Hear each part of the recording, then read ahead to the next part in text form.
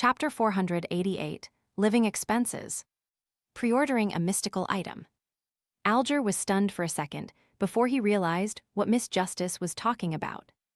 The limits of his mind were widened, and he felt that there was room for exploitation. In a particular sense, the beyonder characteristic the world has entrusted to me has been sold. There is a definite destination to the item. I can easily simplify the process and make things benefit me more easily. That is to say, I don't have to sell it to the artisan again. Instead, I should choose to entrust the work. This way, I don't have to worry about whether the characteristic can be sold. I can receive the commission from the world and also obtain more profit from Miss Justice's side. The only capital I need to put up is the fabrication fees for entrusting the job. Of course, I have to consider if the artisan will be willing to promise to take the risk. Many thoughts flashed through his mind as he quickly weighed the pros and cons and finally came to a decision. No problem, I'll take care of this matter. He looked at Miss Justice and felt that she was emitting a blinding light of gold. Even after joining the Church of Storms and drifting out at sea for so many years, he had never encountered someone like that anywhere else. There were plenty of sea merchants and even more wealthy people, but none of them really didn't care about money. Has Miss Justice's financial situation improved to this extent? Klein was shocked too. For a moment, he wanted to speak out to urge her to pay the £2,000 she owed to his blessed as soon as possible. But considering that he had already agreed to Miss Justice postponing her repayment until February or March, he could only keep silent and not ruin his image as the fool. At the very least, the money for the faceless beyonder characteristic would be available soon. The speed only depends on how Mr. Hanged Man contacts that particular artisan and the speed at which the artisan can produce the mystical item. Unfortunately, I can only rely on Mr. Hanged Man to contact an artisan for the time being. Otherwise, I can directly sell the special characteristic to Miss Justice without having to pay a commission. With this in mind, Klein's mood became mixed. After finalizing a big deal, Alger heaved a silent sigh of relief, feeling his financial situation slowly improve. After thinking for a few seconds, he asked, "Ladies and gentlemen, which one of you has a way or item to make everyone on board a ship sleep at the same time?" The reason why Alger still hasn't gone to that primitive island to hunt down the Blue Shadow Falcon was that he hadn't thought of a method of leaving the Blue Avenger, as well as the 10 or so sailors and crew members of the church, without garnering any suspicion. Let everyone on a boat fall into a deep sleep. The first thing Klein thought of was the biological poison bottle, but the effect of this thing was completely uncontrollable, so he was afraid that the outcome wouldn't look too good. Then he remembered the nightmare soul in Creeping Hunger. Making people fall into a deep sleep and dragging them into dreams were specialties of this beyonder job. But the problem lies in the fact that a nightmare is unable to make that many people fall asleep at the same time. The limit to its influence doesn't exceed 10. To satisfy Mr. Hanged Man's request, it needs to be a sequence 5 of the corresponding pathway or even that of a demigod. Klein struck down the thought and didn't let the world speak. At the same time, Audrey, Fours, and Derek either shook their heads in response or answered with no. Emlyn tried to recall and said, "I can help you ask. Perhaps us Sanguine have some mystical items that have a similar effect in the clan." Always saying us Sanguine. In the future, I can convince him by targeting this angle. Alger noticed this and nodded with a smile. "I'll have to trouble you." Seeing that the transactions were coming to an end, Klein quickly got the world to bring up his latest necessities. "Everyone, help me keep an eye out on the remnant spirituality of ancient wraiths, and a pair of eyes from a 6-winged gargoyle." Other than that, the supplementary ingredients weren't too hard to purchase.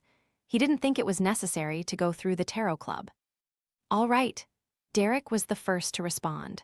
Then, he added, feeling somewhat embarrassed, "Mr. World, the method for removing the mental corruption of a beyonder characteristic will still require some time.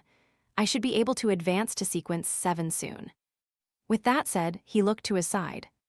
"Mr. Hanged Man, once I return to the City of Silver, I'll make a list of the commonly seen monsters in the vicinity." He had kept everything he owed others and every promise he made without fulfilling them in mind. These plagued him to the point that he couldn't even sleep in peace. "No problem," the gloomy world indifferently said. Klein really wasn't in a hurry. He hadn't finished concluding his faceless principles, and his digestion of the potion had only just begun. It would still take several months. Therefore, his plan wasn't to head straight for the Gargas archipelago. Instead, he would act as an adventurer and a traveler as he worked his way through the colonial islands.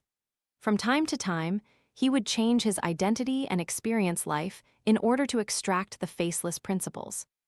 During this process, he would inquire more about mermaids in detail. After knowing that the Church of the Goddess reared such spiritual creatures and that they possessed high-sequence potion formulas of the seer pathway, Klein kept feeling worried about traps placed against every faceless in the Gargas archipelago who sought advancement. In other words, Klein had to spend 2 to 3 months or more time traveling and adventuring on the Sanya Sea.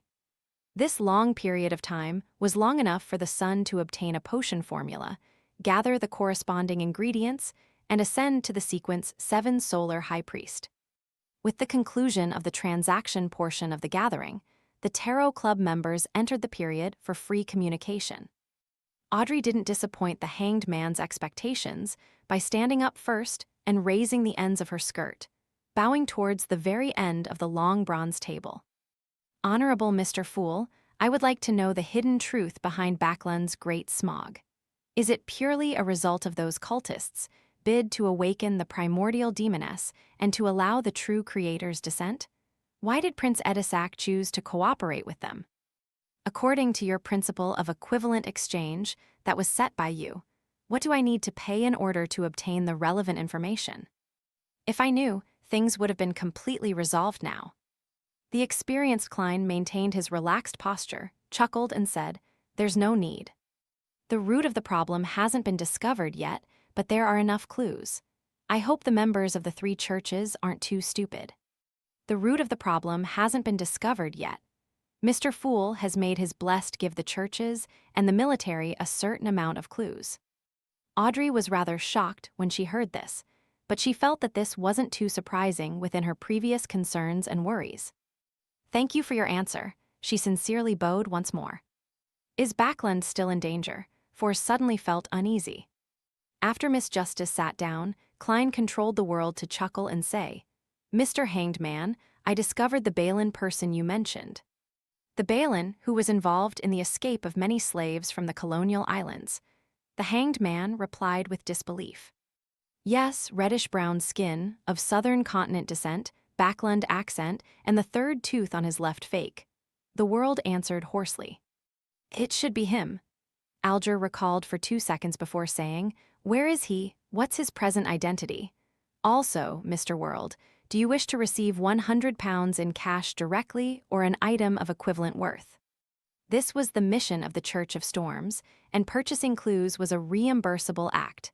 Therefore, the Hanged Man wasn't pressured at all. "Of course, money." Klein, who was vexing over his living expenses, controlled the world to say, £100 in cash. Balin is in Bakland. He was seen meeting a member of MI9 who was loyal to the royal family.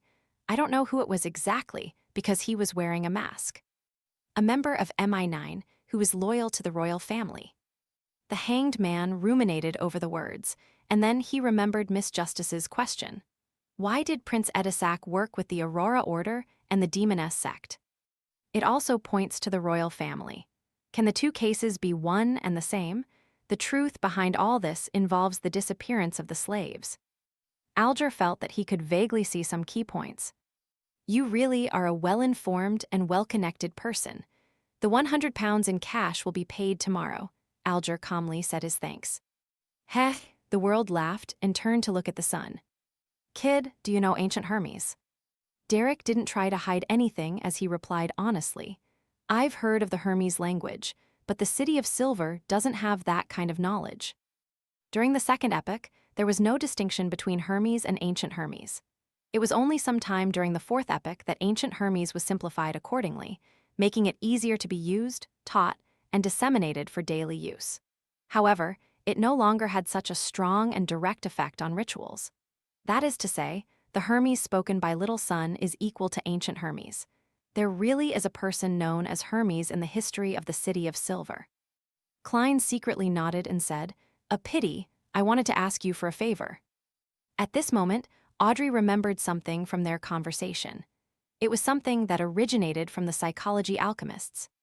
She had intended to communicate directly, but after looking at the new member, Mr. Moon, she felt that she didn't understand him too well, so she raised her hand slightly and said, "Honorable Mr. Fool, I have something to report to you."